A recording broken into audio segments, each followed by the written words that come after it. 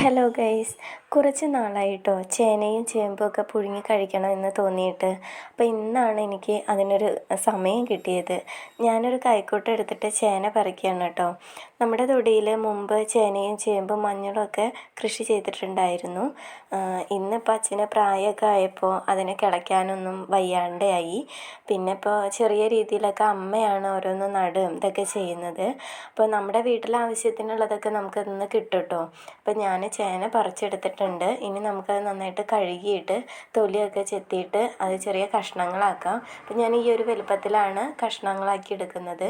ഞാനത് കുക്കറിൽ കുറച്ച് ഉപ്പിട്ടിട്ട് ഞാനത് വേവിക്കാൻ വെക്കുന്നുണ്ട്. ഒപ്പം കഴിക്കാൻ വേണ്ടിയിട്ട് ഒരു കാന്താരി മുളക് ചമ്മന്തി അരച്ചിട്ടുണ്ട് കേട്ടോ. അപ്പോൾ എൻ്റെ കുട്ടിക്കാലത്ത് ഞാനത് ഒത്തിരി കഴിച്ചിട്ടുണ്ടായിരുന്നു. നല്ല ടേസ്റ്റാണ്. ഒരു കട്ടൻ ചായയും കൂടി ആയാൽ ഉഷാറാണ് കേട്ടോ.